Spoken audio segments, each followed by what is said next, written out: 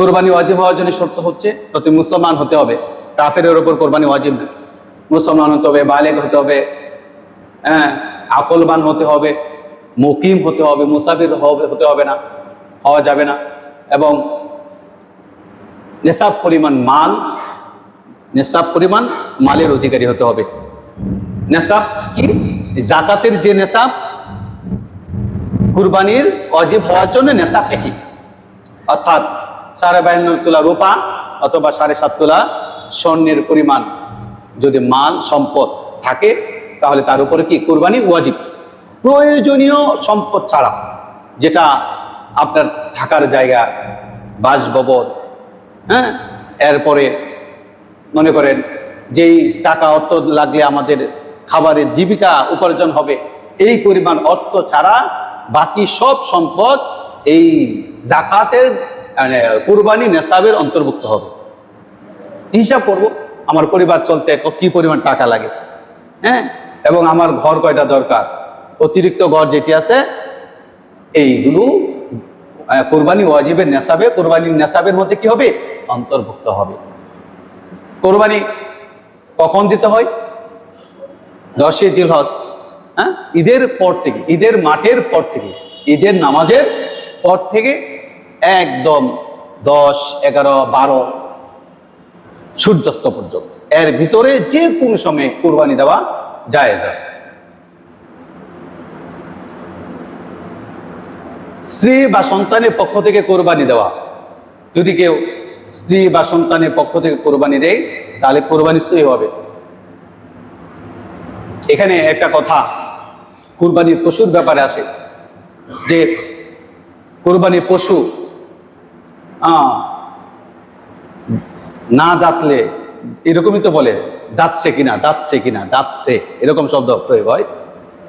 কুরবানির পশু না দাঁতলে এটা দিয়ে কুরবানি দেওয়া যায় না। দেখুন, দাতার সাথে কুরবানির কোনো সম্পৃক্ততা নাই, বয়সের সাথে। তবে যারা অভিজ্ঞ, যারা দাঁত দেখে বলতে পারে এটা বয়স কত, তাদের কথাও ধর্তব্য হবে। যারা অভিজ্ঞ পশুর ব্যাপারে, তারা যদি বলে, দাঁত দেখে বলে যে এই বয়স হয়েছে, তাহলে এই পশুর এই বয়সটা এটা ধর্তব্য হবে, এই পশু দিয়ে কোরবানি হবে না। অর্থাৎ বয়স তো 2 বছর।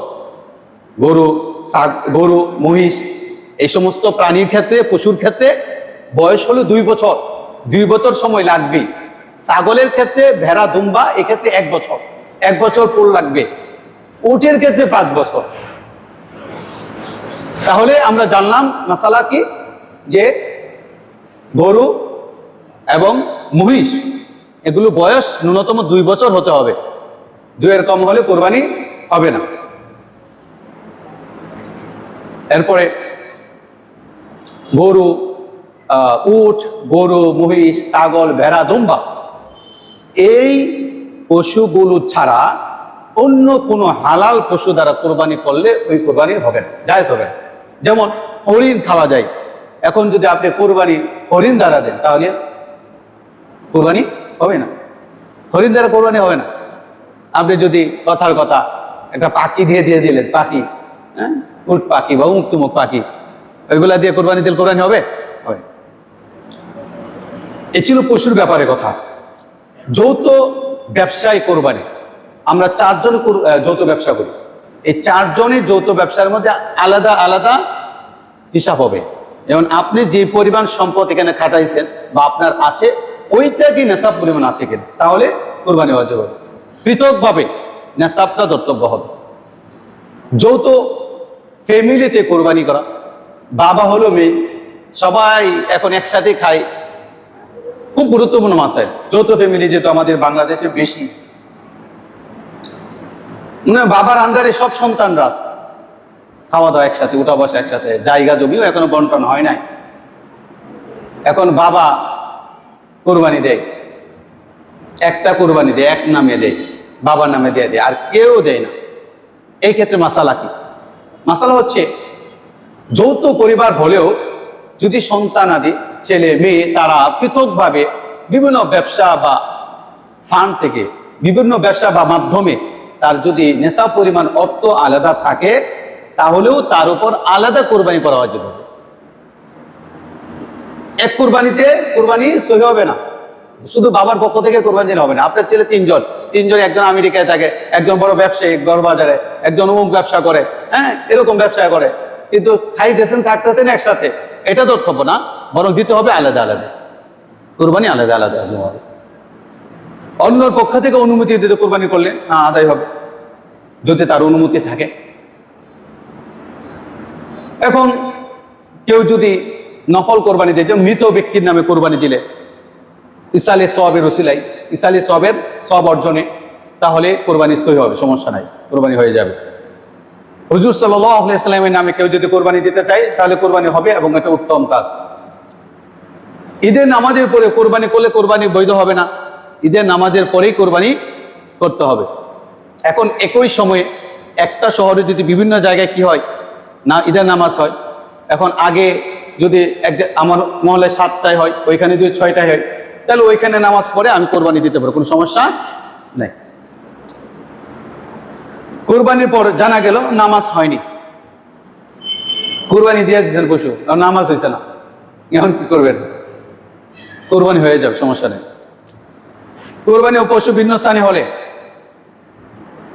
যিনি কোরবানি দিবেন তিনি সৌদি আরবে, আর পশু হলো বাংলাদেশে। এখন কোন সময় কোরবানি দিবে? ঈদে, সৌদি তো কোরবানি ঈদ হয় আগের দিন, জবাই হয় আগের দিন থেকে শুরু হয়, তাহলে আমরা কোন দিন কোরবানি দেব? ওই পশুটা জবাই কোন দিন হবে? পশু যেখানে আছে ওইখানের হিসাবেই কোরবানি দিবে, অর্থাৎ বাংলাদেশে একদিন পর থেকে কোরবানি দিতে হবে। এরপরে কোরবানি পশু সময় মতো কোরবানি করলেন না, সময় মতো কি করলেন না? কোরবানি করলেন না, সময় শেষ, ওভার হয়ে গেছে, 3 দিন সময় ছিল, 3 দিন শেষ। এরপরে যদি কেউ কোরবানি করে, কোরবানি করার পরে পুরো গোশত সদকা করে দিতে হবে, এক টুকরাও কোরবানি দাতা খেতে পারবে না। একাধিক ব্যক্তি মিলে জবাই করে অংশগ্রহণ করে সবাইকে বিসমিল্লাহি আল্লাহু আকবার বলতে হবে, শুধু যিনি ছুরি নিয়ে হাত দিল তিনি দিবে না, সবাই দিতে হবে, সবাই বলতে হবে। ভুলে যদি কেউ বিসমিল্লাহ না বলে তারপরে কোরবানি হয়ে যাবে, কিন্তু ইচ্ছাকৃতভাবে বিসমিল্লাহ বলে নাই, তাহলে কোরবানি হবে না, এই গোশত পাওয়া যাবে না, হারাম। কোরবানির পশু ও পশুর বয়স, খাসিকৃত পশু যেমন বিসি ফালায় না, এই যে খাসি আছে না, খাসি যেটা আপনার কি করে বিসি ফালায় না, এটা কি তো খাসিকৃত বলে, এটা কি বলে? পাঠা বলে নাকি? এটা দিয়ে কোরবানি হবে, সমস্যা নাই, বরং কোরবানি উত্তম। এখন খুরা বা ল্যাংরা পশুর কোরবানি, খুরা আনছেন ভালো, দুষ দেখা দিছে, ল্যাংরা সরে, এমন ল্যাংরা বা খুরা যুক্ত যদি হয়ে যায়, ত্রুটিযুক্ত যদি হয়ে যায় যে হাঁটতে পারে না, পা 4টা না বলুন, এখন মানে 3 পা দিয়ে হাঁটে, এক পা দিয়ে হাঁটতে পারে না, ঠিক আছে, তাহলে এই পশুতে কোরবানি দেওয়া যাবে না। এবং এত দুর্বল যদি হয়ে যায় যে হাইটা কোরবানির স্থান যেখানে কোরবানি দেওয়ার নিয়ত ছিল আপনারা ওইখানে নিতে পারবেন না, যেখানে আছে ওইখানেই ফেলায় জবাই করতে হবে, তাহলে ওই পশু কোরবানি দেওয়ার কোনো সুরাত নাই, এটা জায়েজ হবে না, বরং আরেকটা পশু কিনে তারপর কোরবানি দিতে হবে। শিং ভেঙে গেছে, শিং ভেঙে যদি এরকম ঘোড়া থেকে উঠে যায় তাহলে মস্তক ক্ষতিগ্রস্ত হয়, তাহলে এই পশুদের কোরবানি হবে না, জায়েজ হবে না। তবে যদি শিংটা আগে থেকে না উঠেই নাই একবার, অথবা অর্ধেক ভাঙছে বা তার চেয়ে কম, তাহলে সমস্যা নাই। পশু ক্রয়ের পর মারা গেছে, পশু কিনছেন কুরবানি দিন মারা গেছে যে কোনো অসুখের কারণে, এখন আরেকটা পশু কিনে যদি ধনী হয়, যার উপর কোরবানি ওয়াজিব, যার উপরে ওই ব্যক্তি অবশ্যই কোরবানি, আরেকটা পশু কিনে তাকে কোরবানি দিতে হবে। টাকা না থাকলে হাওলাত নিয়ে করজা নিয়ে হলেও কি করবে? কোরবানি দিতে হবে। যদি গরিব হয়, যার উপর কোরবানি ওয়াজিব না, তার পশু যদি মারা যায় তাহলে তার ওয়াজিব রহিত হয়ে যাবে, তার কোরবানি আর দিতে হবে না। 7 জন মিলে কোরবানি দিতেছেন, গোশত বন্টন সমান হবে। এবং এখানে একটা গুরুত্বপূর্ণ বিষয় হলো, এখানে যদি কোনো হারাম খায়, সুদি লেনদেনে যুক্ত এমন ব্যক্তি যদি থাকে তাহলে তারও কোরবানি হবে না। এখন যদি ওই সুদখোর ব্যক্তির বা যে সমস্ত ব্যাংকে সুদের লেনদেন হয়, এই সমস্ত ব্যাংক, ব্রাক ব্যাংক, অমুক তুমুক যত ব্যাংক আছে সুদি লেনদেন হয়, এই সমস্ত ব্যাংকের কর্মকর্তা চাকরি করে, তাদের সাথে কোরবানি হবে না। কিন্তু যদি তাদের কোরবানি, তাদের কোন অন্য কোনো কি থাকে, আয়ের উৎস থাকে, হালাল আয়ের উৎস থাকে, তাহলে তাদের সাথে কোরবানি হবে। কারণ সে অবশ্যই হারাম জানি শুনে হারাম টাকাতে কি করবে না, কোরবানি দিবে না। কোরবানির পরে চামড়া, এই যে চামড়ার মশলা, চামড়া বিক্রি করে এই টাকা নিজের মা বাবাকে দেওয়া যাবে না, এটা গরিবদের হবে, গরিবদেরকে দিতে হবে, অন্য কাউকে দিতে হবে চামড়া।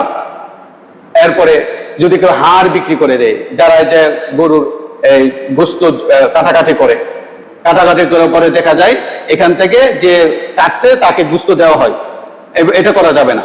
বরং বন্টনের পরও ব্যক্তিগত ফান্ড থেকে গোস্ত দিতে হবে, যৌথ ফান্ড থেকে গোস্ত দেওয়ার কোনো বিধান নাই, এটা করবেন না। মান্যত করছে যে ব্যক্তি নিজের সুস্থতার জন্য বা অমুক তমুক বিষয়ের জন্য যে মান্যত করছে গরু কোরবানি করবে, ওই ব্যক্তির ওই পশু থেকে গোস্ত খাওয়া নেওয়া জায়েজ হবে না, পুরাটাই সৎকা করে দিতে হবে গরিবের হক। কারণ এটা আপনি ওয়াজিব করেছে নিজের উপরে, এটার হকদার আপনি না। কোরবানির আগে একটা দোয়া আছে, যারা পারেন পড়বেন, পরে একটা দোয়া আছে, যারা পারবেন পড়বেন, যেহেতু সময় নেই বলতে পারতেছি না। কোরবানি ওয়াজিব হওয়ার ক্ষেত্রে জমির ফসল ও জমির হিসাব অবশ্যই হবে, প্রয়োজনীয় অতিরিক্ত সমস্ত জমি এবং ফসল এটা অন্তর্ভুক্ত হবে, নেশাবের অন্তর্ভুক্ত হবে। নগদ অর্থ যদি কারো না থাকে, নগদ অর্থ নাই, এখন কি করবে? নগদ অর্থ না থাকলেও ঋণ করে আপনাকে কোরবানি দিতে হবে, কোরবানি ওয়াজিব দিতে হবে। জবাই করার শর্ত হলো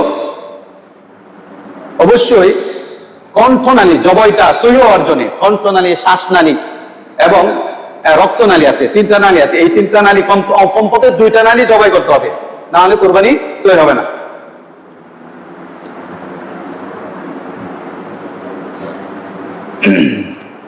আচ্ছা, তো আমরা কিছু গুরুত্বপূর্ণ মাসালা জানলাম। এরপরে যদি কোনো মাসালা জানার প্রয়োজন করে আমার কাছে জিজ্ঞাসা করবেন, অবশ্যই আমি আপনাকে জানানোর চেষ্টা করব। বিসমিল্লাহ আল্লাহু আকবার বলে অবশ্যই কোরবানি দিব, এটা আমরা অবশ্যই নজর রাখবো। আর একটা বিষয় হলো, যেহেতু আগামী বৃহস্পতিবার কোরবানি করবো, জবাই করবো ইনশাআল্লাহ, আল্লাহ যদি তৌফিক দান করে। এর আগের দিন অর্থাৎ বুধবারে মঙ্গলবার দিবাগত রাতে আমরা শাহরি খায়া রোজা রাখবো ইনশাআল্লাহ। আরাফার দিনে রোজা, এই আল্লাহ রাসূল বলছেন আরাফাতের দিনে রোজা ব্যক্তির আগের এবং পরের 1 বছরের গুনাহ মাফ হয়ে যায়। সুবহানাল্লাহ। যে জবাইয়ের টাকা হাদিয়ার ব্যাপারে গতকালকে মাসালাটা মুয়াজ্জিন সাহেবের মাধ্যমে আমার কাছে আসছে। জবাইয়ের টাকা যিনি জবাই করবে তাকে দিয়ে দিবেন, কিন্তু এটা আবার চামড়া বিক্রির টাকা থেকে তাকে দেওয়া যাবে না। চামড়ার বিক্রির টাকা থেকে তাকে হাদিয়া, এটা তার পার্সোনালি, সে জবাই করছে, এটা তার হক, তাকে আপনি এই 7 জন আছেন, 5 জন আছেন, তাদের পক্ষ থেকে ব্যক্তিগতভাবে কি দিতে হবে, আলাদাভাবে এই টাকাটা দিয়ে দিতে হবে, হাদিয়াটা দিয়ে দিতে হবে।